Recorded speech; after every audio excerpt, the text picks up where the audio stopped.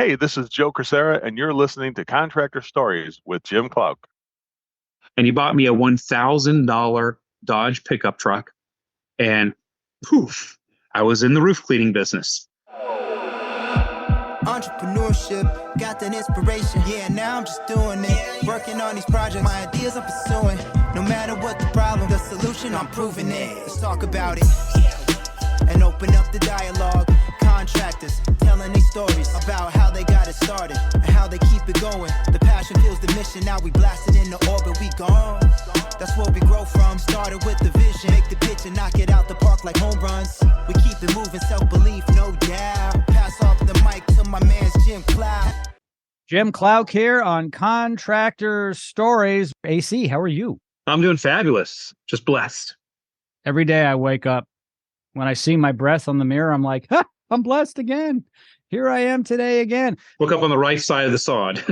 Exactly. So we're going to talk fishing for the next 45 minutes. So get all right, let's go. Get your tackle box out and let's talk. So we may talk a little bit about fishing, but I want to talk to you today, AC, about what you do, what you have been doing, and then we're going to go back in time and you're going to tell us how you got to where you are today. Now, I like to call you Mr. Softwash. I know you're a modest guy, but isn't it fair to say that you really invented or created the soft wash industry as we know it today?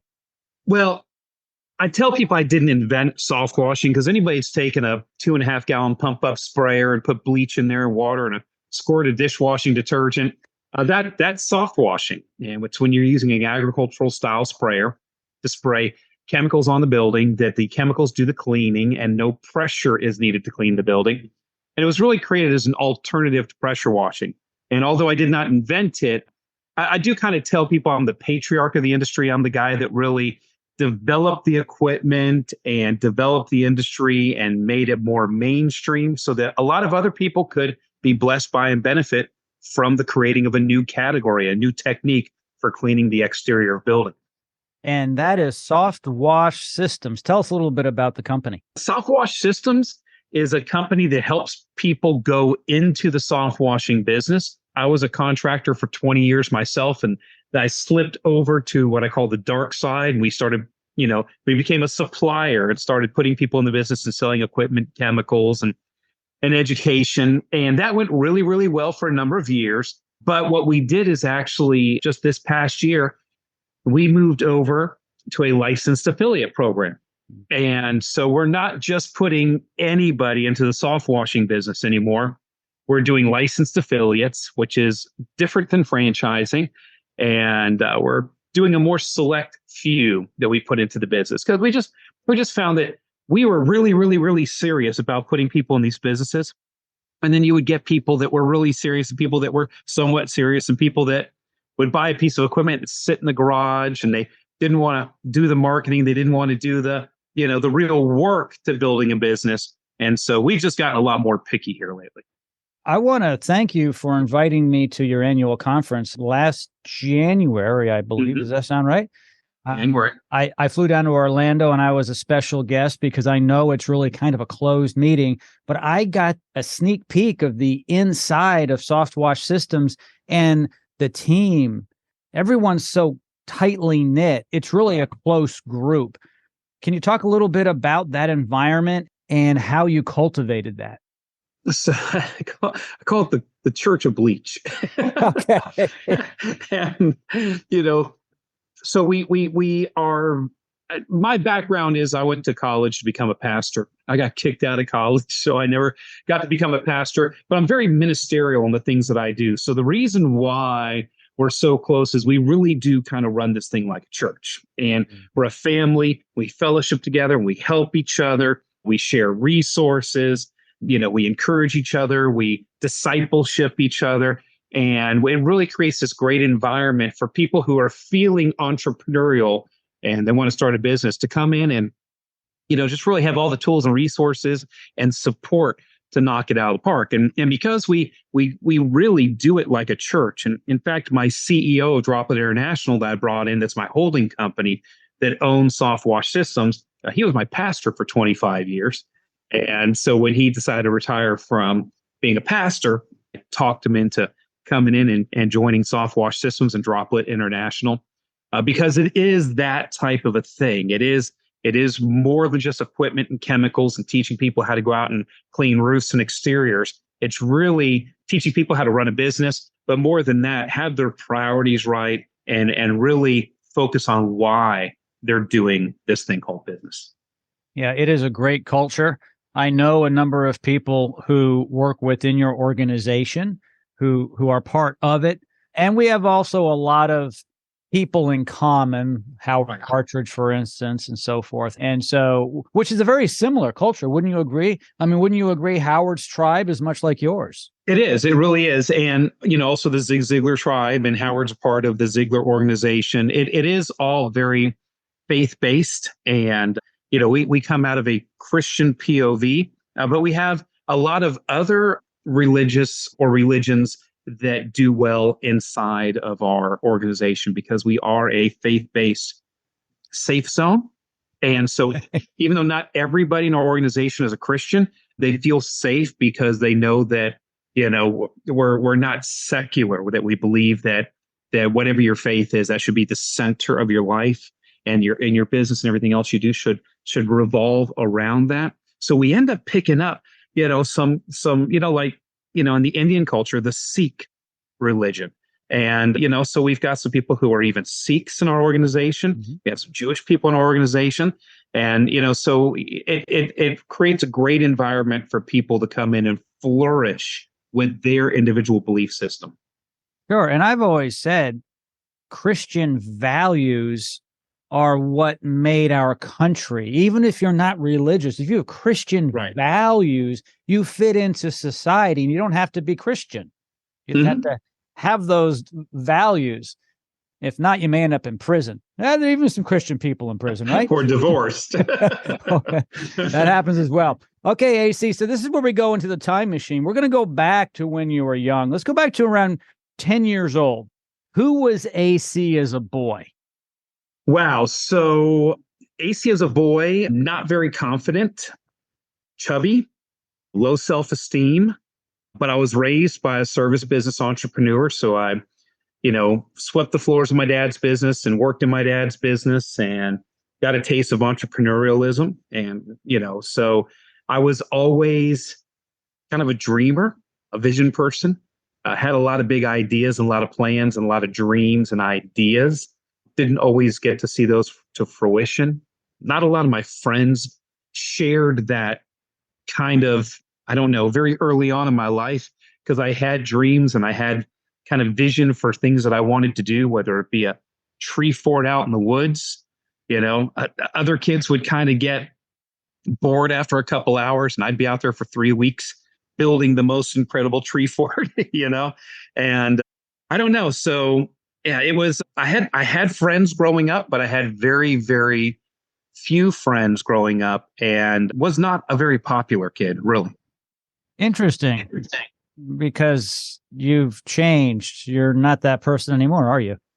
Well, I mean, I think the people around me have changed. I haven't changed much, but as people mature and they decide what they want out of life, they're like, hey, maybe I should go hang out with the aggressive dreamer over there to create an opportunity for people and not worry so much about being popular and everybody like me. And so I think people just have that realization that maybe some of the kids that weren't necessarily popular younger are the ones that had a good work ethic and were a little weird because maybe they, had a family that was religious and they went to church and they didn't cuss like everybody else or drink. And, and then they, so they were like, as they get older in life, they go, hey, I think I'm going to start hanging out with that person because they're going the same places that I want to go.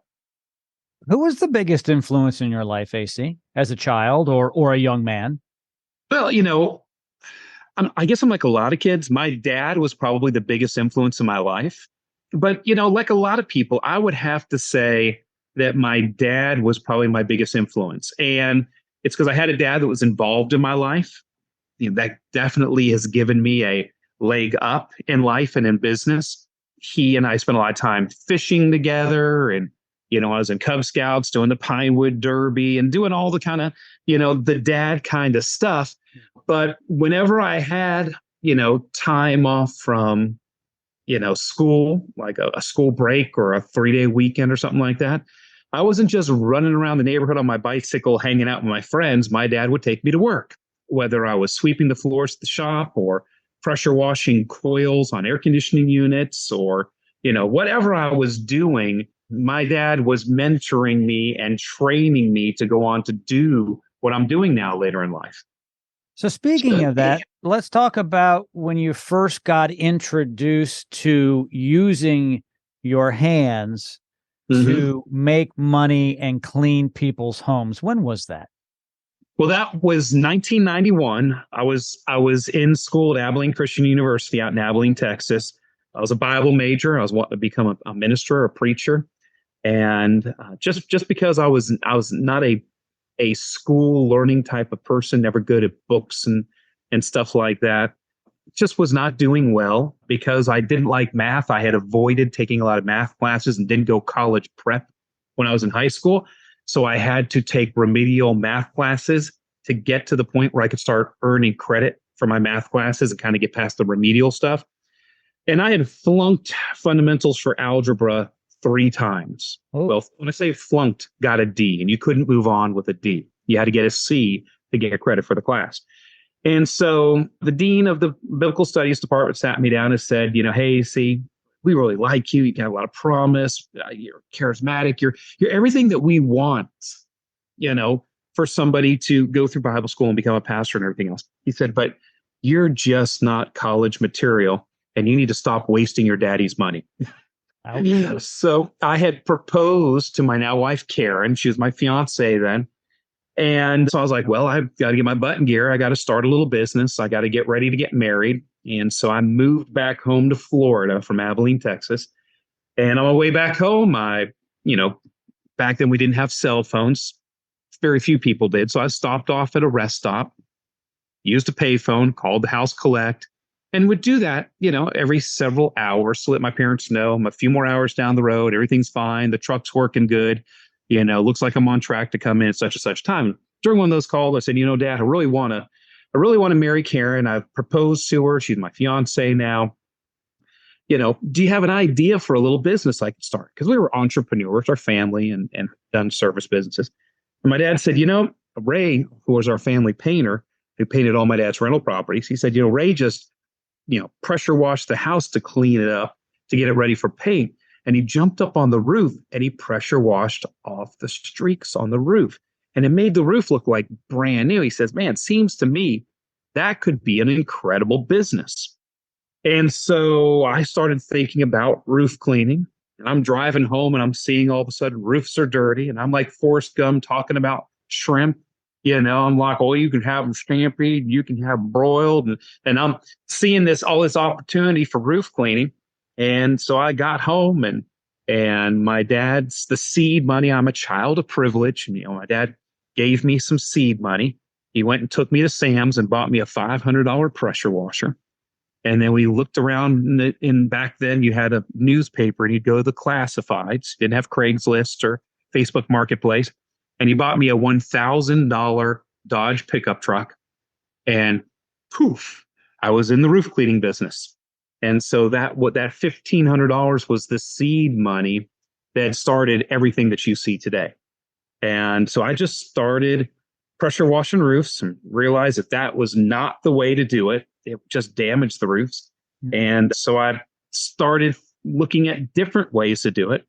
And one of the things that I did have that I had earned is while I was in high school, I was in the Future Farmers of America, and I had an opportunity to do a vocational degree while I was in high school, earn a vocational degree, and I got a vocational degree in horticulture of all things, plant science, and worked in nurseries. That was kind of, my first job was at a nursery, and I worked at nurseries while I was in high school, a little bit in college.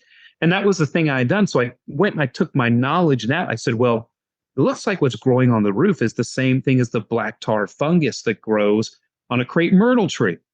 Seems to me if I can spray copper fungicide on a crepe myrtle tree, why can't I spray copper fungicide up on a roof? And instead of pressure washing it off, we just kill it and control it like pest control.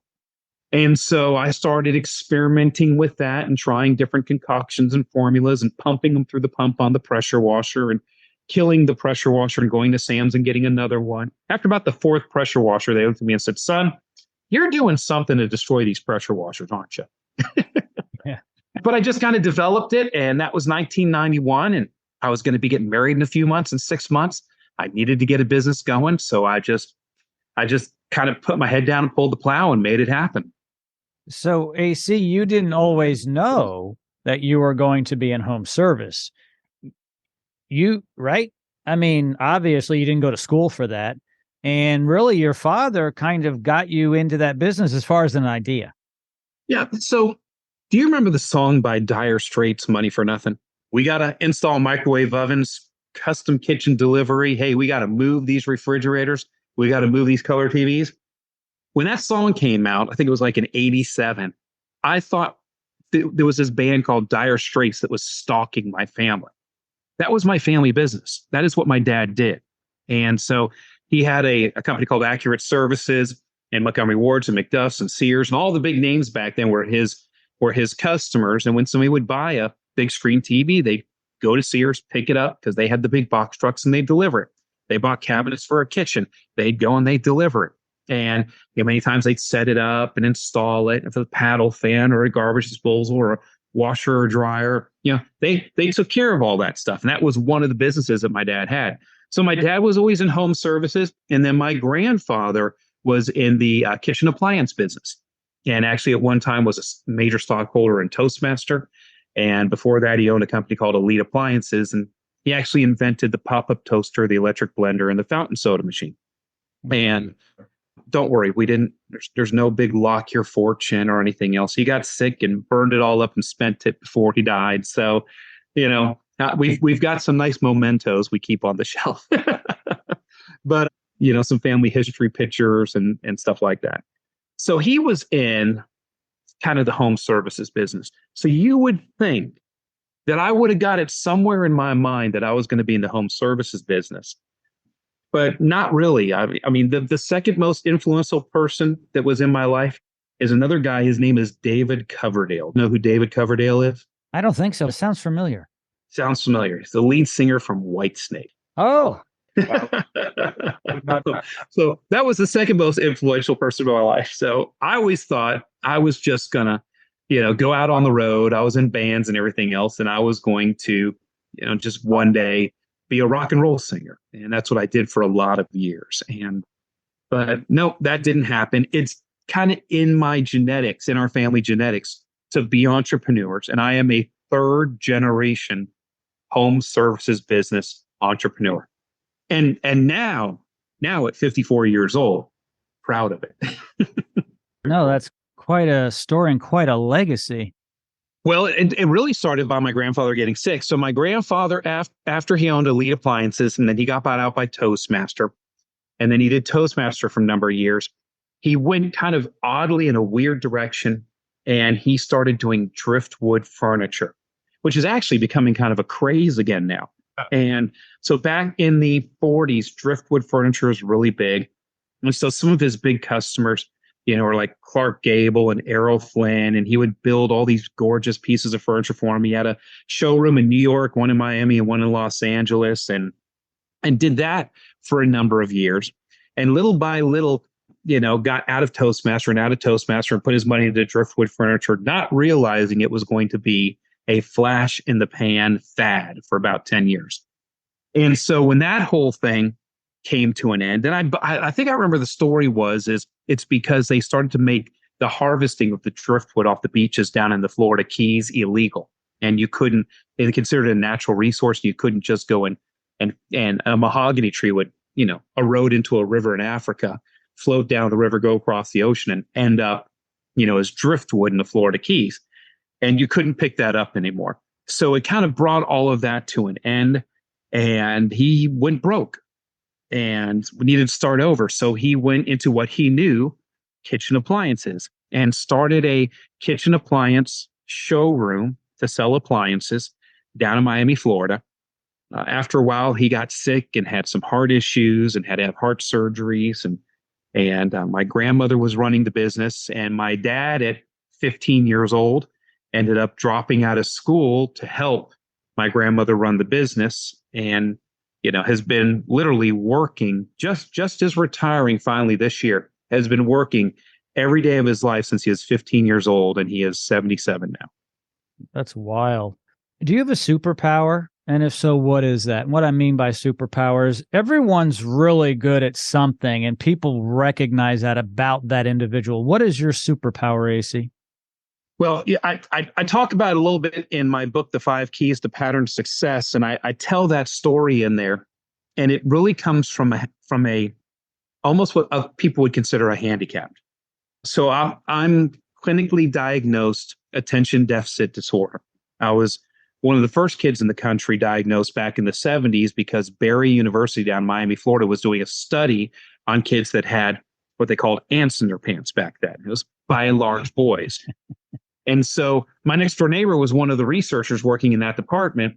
And I was a boy that lived next door with ants in my pants. And she said to my parents, hey, I want to bring what my nickname back then was Little Alfie over to the school. And we want to run some tests on Little Alfie.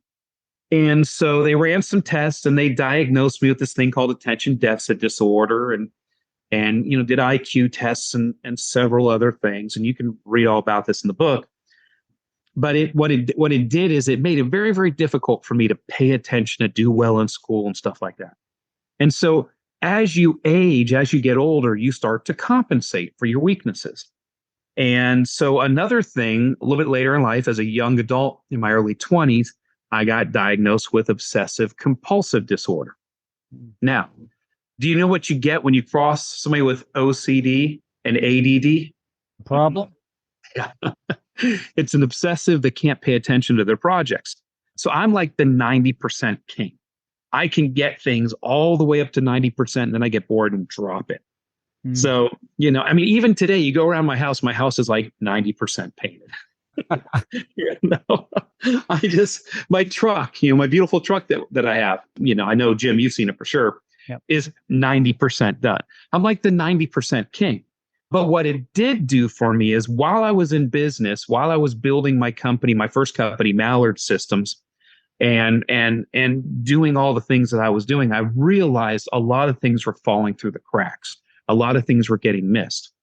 So I started developing business systems.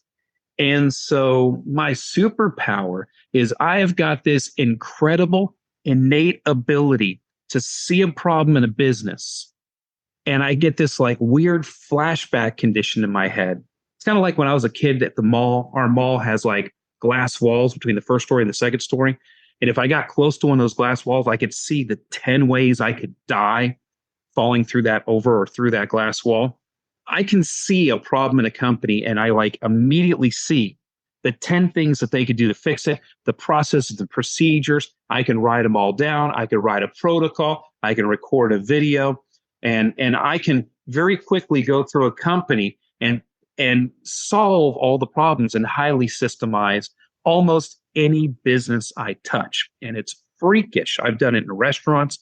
I've done it in sportswear companies. I've done it in home service businesses. I've done it for HVAC companies and plumbing companies, all kinds of companies, not even know what they do, walk in the door, and within 2 or 3 weeks, have a very firm grasp of what they do and just start peeling off business system after business system after business system and get them on the straight and narrow. And that's really my superhuman power, so to speak. AC, do you think that most people in business have a superpower? I think everybody has a superpower. I think you have to get to the point in your life where you acknowledge or recognize your superpower. I think as human beings, we're too hard on ourselves. And we expect a lot. And we have this fear of letting people down. Mm. And everybody has got a skill or a talent that makes them unique, that makes them valuable. And they just got to really discover it.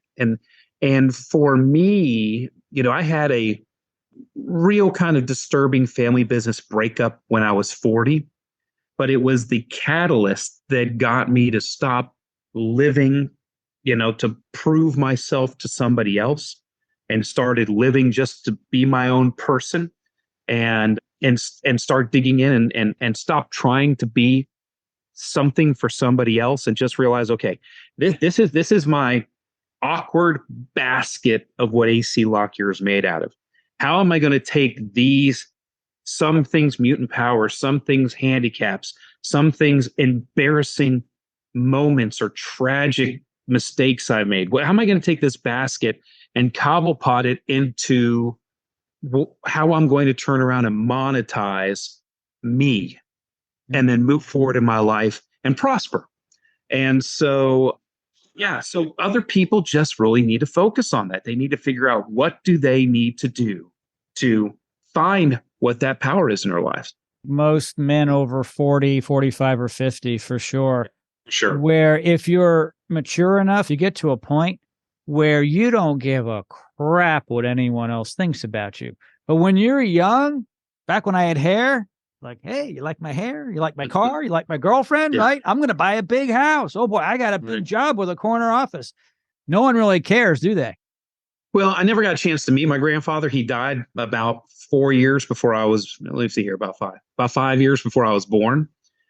And that was actually probably part of, I'm so much like my grandfather, and my grandfather made a lot of financial mistakes and stuff like that at the end of his life. And my dad's life didn't go the way my dad wanted to, because my dad was like a straight A-B student, mostly A's. He was smart. He was doing well in school. He wanted to go on to be a doctor or a surgeon or something like that. And he had to drop out of school and take over the family business. So I'm sure if I was in a therapy session with my dad, we would probably figure out that he probably resented his dad in those end of life years because a lot got taken from him. And something that I found out from my grandmother and from other people that knew my grandfather and even from my dad is I am a lot like my grandfather. And so I think that created a little bit of strife between my dad and I, is because my dad was probably worried about me going into life, being a dreamer, pursuing things, making bad mistakes and ending up broke. And thank goodness that has not happened. But, I've always wanted to make my dad happy. Certainly you want to make your wife happy and you want to provide for your family. But for me, the absolute biggest driver I've got in my life is Matthew 25 and wanting to hear that well done, good and faithful servant. And just take the opportunities and the talents that God has given me and replicate those and bring back a return to God and look at God and say, look, I didn't just bury my talent in the ground.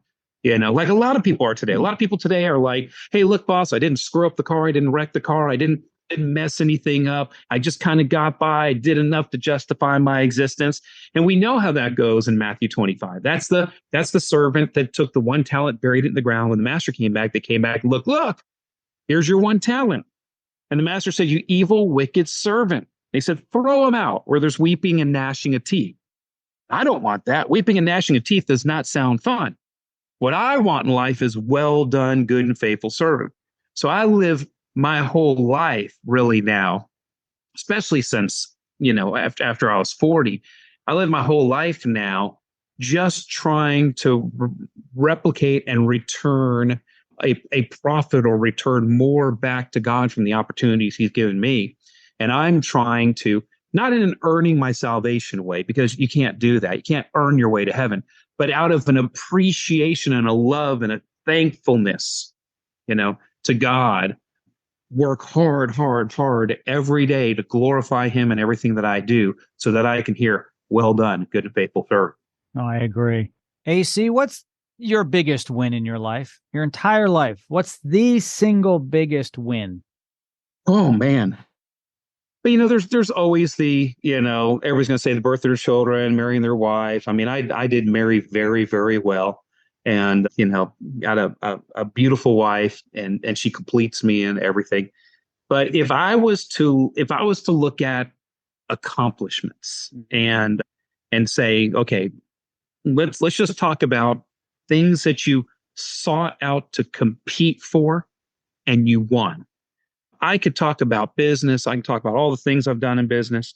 But the thing that I'm absolutely the most proud of was was winning the Redfish Tour National Championship. And, watching TV, I got my business back then to the point where it was running itself and I could fish 150 days a year. You got to think about that. Golf 150 days a year. Go horseback riding 150 days a year. Go ATV. Whatever your hobby it is, imagine being able to do it anytime you want it. Being able to jump in your RV with your boat on the back and go on 3 and 4 day, 5 day, just fishing vacations 2 to 3 times a month, and just be on the road fishing. And so I'm watching TV one Saturday and they've got the Redfish Tour fishing show on TV. And I'm watching it every single week, looking at these guys fishing it. And the end of it would end with, hey, if you think you're good enough to fish with the pros, well, come out and join us on the tour. Register today. Become a member of the Inshore Fishing Association and come to an open and see if you can qualify. So that's what I did. I went, well, I'm fishing 150 days a year. I'm a competitive person. So, like in business, I don't do what I do for money at all. I am not a money-driven person. I'm a pecking order-driven person. Okay. So I just want to know if I'm the best in the world. It doesn't matter how much money I make. None of that matters to me. Money is just a thing that you spend. You can't take it with you. So I'm like, well, I think I'm as good as some of these guys on TV. I said, but the only way I'm going to prove it is to go and join the Inshore Fishing Association, pay my membership, go fish a couple opens, qualify for the tour, and then go fish the tour. And that's what I did. And my rookie season, you fish as a 2-person team because in the redfish world, you're only allowed to bring 1 fish back to weigh in legally and out and fishing. It's called your cull or your limit of fish. And so to have a tour, they have to put 2 people in the boat. You fish as a team, fish with a gentleman named Thresher Clear, a good friend of mine. I was like, hey, I want to do this. Do you want to fish this with me? He said, sure.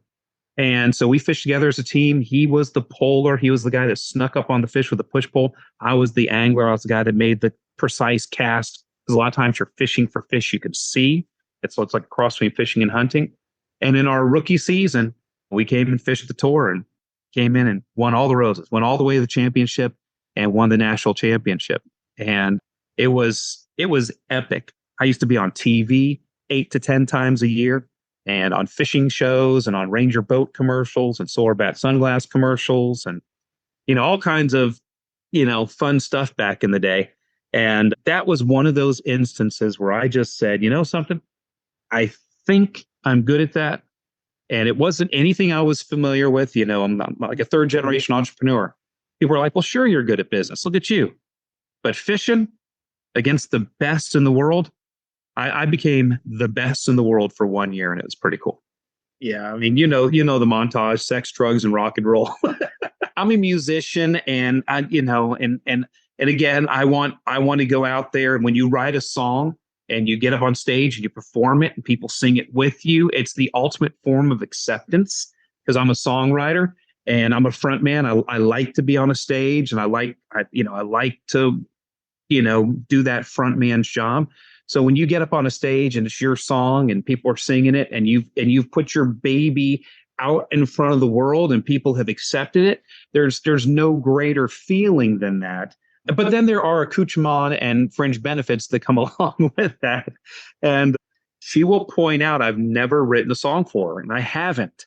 And the reason why is all the songs I ever wrote about girls was after they broke up with me.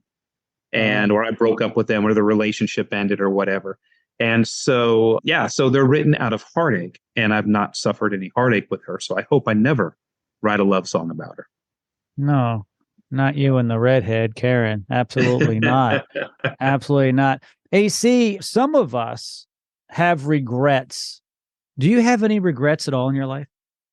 You always hear the saying, if you could do it over, would you? And I think as most of us get older, we start to realize that if we did it over, it may not, it's the butterfly effect, like going back in time.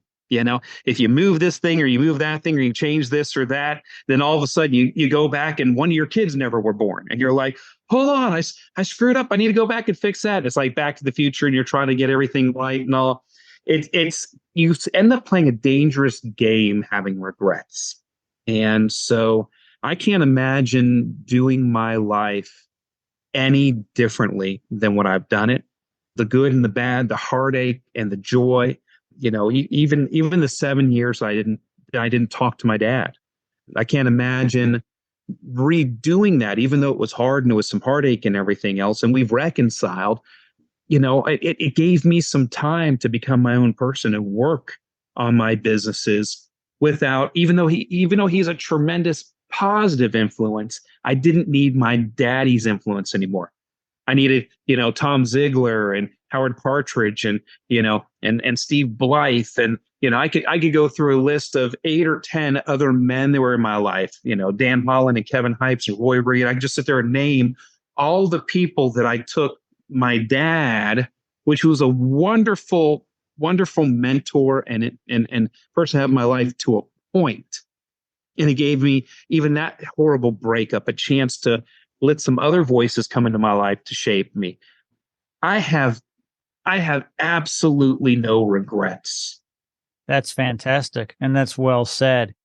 I would have to agree, because when you think about, and I think it's difficult, like you said, what would happen if I didn't have that argument with my father over the years? Or, what would happen if I graduated from college and took that job in Illinois? And I don't think we can conceive what could have happened. So I think we're kind of afraid of it. We're like, well, you know what? Life's pretty good. I think I'm just going to keep it as it is. Yeah. I mean, there's a diversion point in my life where I ran for state president of the Future Farmers of America. And I did not end up getting that. And with that would have came a full ride scholarship to the University of Florida, not Abilene Christian University. And because I ended up not going to the University of Florida, I ended up going to Abilene Christian University. Well, then I met the redhead. And so, you can see those points in your life where you're like, maybe that didn't happen the way I wanted it to happen, but it happened the way it was meant to happen. And if you live a life understanding that there is divine intervention up there and that, nothing is random, then you learn to appreciate even the little bit of road rash you take from time to time. Yeah, no, I totally agree with that. So you're an author. It's a great book. By the way, we're going to put your book information in the show notes of this podcast. I'm sure, like most leaders, you're a reader. And if that's the case, what book most influenced you as either a young man or a business owner? When you emailed me and you sent me the questions and I read that one. So I gave you a warning, by the way. You did give me a warning. What first popped into my mind, and it's funny, but it's true. And I kind of said it out loud jokingly, but when I think back to it, I go, man, it had a lot to do with who I am and how I have developed and bringing products to market and dreaming and all that kind of stuff. Is I was the kid that could not wait for the next Bass Pro Shops catalog to come out. That's a first, by the way. So that's the book. Bass Pro Shops catalog. That thing was like this thick. I would have that thing memorized, every lure, who the pros were, what they were using. And that's where my OCD came out. And I would study that catalog, the colors and everything. If I couldn't buy the lure, I would try to make it myself. And it really developed me. I mean, there's books like, one I went ahead and sat here, this one right here. Oh my gosh. So when I got introduced to Dave Ramsey, and this is Rabbi Daniel Lapin, when I got introduced to Dave Ramsey, I heard that there's the 5 books that he recommends that you read. All of his staff members have to read those books. And it's like The Go-Getter and The Rhinoceros Success and, Who Moved My Cheese. So I went through all those books and read all those. But he said, Thou Shalt Prosper by Rabbi Daniel Lapin. I mean, guys, look at how thick that book is. And it's not big type. It took me over a year. And here's the dirty little secret about me. I'm a great reader. I'm like the kid that you get up in front of the classroom to read the book because I read real well. When I did the audiobook for The 5 Keys to Pattern Success, I did the audiobook myself. That's me reading the book. I've got no problems with reading. I have ants in my pants. I can't sit down and consume books. So everybody thinks, man, AC, you're an author, you're a successful business person, you're a leader. You must be one of those people that just reads a book a month. No, guys, I don't. But I have to force myself to read. You see, your life is, you have this well. And this well is everything that you know, all the experiences you have, all the talents and opportunities and everything else that you have. And it's only so deep. So if you're all the time pulling out of your well to either save your butt or come up with your next product or, or any of the things that you're trying to accomplish in life, you're drawing out of your own well, that well goes dry really, really quick. And it gets to the point where everything starts looking the same. And you're not getting any new genetics in. And the only way to get new genetics in is to come in and read. You've got to read. You've got to force yourself to do it. You got to schedule it. You got to find that quiet time. A lot of times the books that we read was my wife and I just sit on the back porch every morning having coffee, and she'll read the book to us out loud. Or if we're driving down the road, traveling, she'll read the book to us out loud. So, it's funny. All of my audiobooks sound like Karen. They are. Yeah, for sure. I knew I was doomed when I walked into Bible college. And a lot of kids at Bible college, they're like second or third generation, and they've been to Abilene Christian for orientation days and all. I was chasing a girl out there. There was this girl named Laura that I liked, and she was going to school there. So I decided to go to school there. And I decided to become a Bible major. I had no clue. It's your first day of Greek class was on a Monday. Wednesday's the next class. You had to have the entire Greek alphabet memorized by Wednesday. I never memorized the Greek alphabet. I was doomed from the start. Yeah, we all have our traits, our things that we're really good at, or superpowers, or things we're drawn to. And I will give everyone just a little bit of advice. Don't try to do things you're not good at. Follow your passion. Right. Do what you do well, and it doesn't care what mom and dad say. I'm just saying that you have to get over that. I've got one more final question before we conclude, because a lot of young people watch the podcast. What advice would you give yourself when you were 20 years old from now? So here you are in your 50s. You can go back in time and you see a 20-year-old AC, and you say, AC, this is kind of weird, but I'm you and I'm a little older. And he's like, whoa, what advice are you giving yourself at 20 years old? Well, okay. So don't be so hard on yourself. Don't listen to all the voices that are out there currently. There's a lot of lies out there. People are telling you that you don't have to work hard, that experiences matter more, and that you should have a job and where your passion is, that you should work from home. And there's a lot of messages out there. And this is going to sound like it's coming from an old fuddy-duddy, but it's coming from a wealthy old fuddy-duddy that can do whatever he wants. And at 35 years old, fished 150 days a year and went out and won a Redfish Tour National Championship as a young guy. Okay. Owned my first $1 million company by the time I was 28, my first multi-million-dollar company by the time I was 30. So what I would tell you is, and it's what I did, I just probably didn't get going quick enough. Get going quicker. Work your butt off. Get married early. Have your kids young.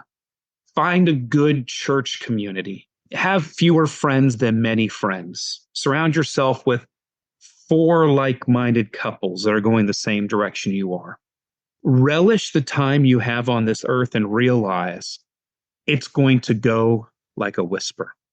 All of the things that you want to do in life, you can do. You can either do them when you're young and broke, or you can do them when I'm 54 years old, and I can go as hard and as long as I did when I was 18. I'm in good shape. I'm diabetic, but I take care of myself. I'm in excellent shape, and I am so glad that I got started early and got a lot of this stuff out of the way, so that at a point in life that I could retire enjoy myself, bless a lot of people, create a lot of jobs, create that legacy that you're talking about, but then be around long enough to enjoy it.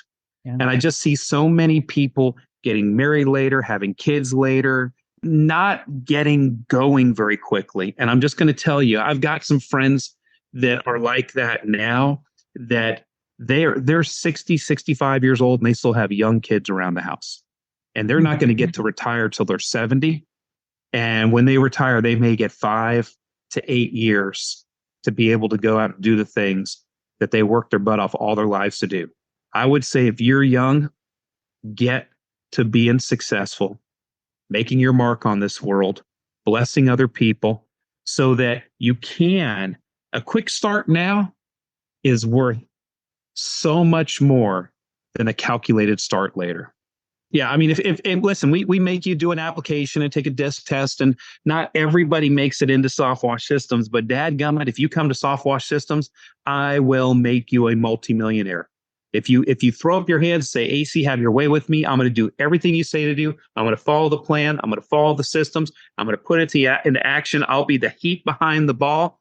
I will follow the model. I will make you a multimillionaire. And it won't take but about 5 years. Wow.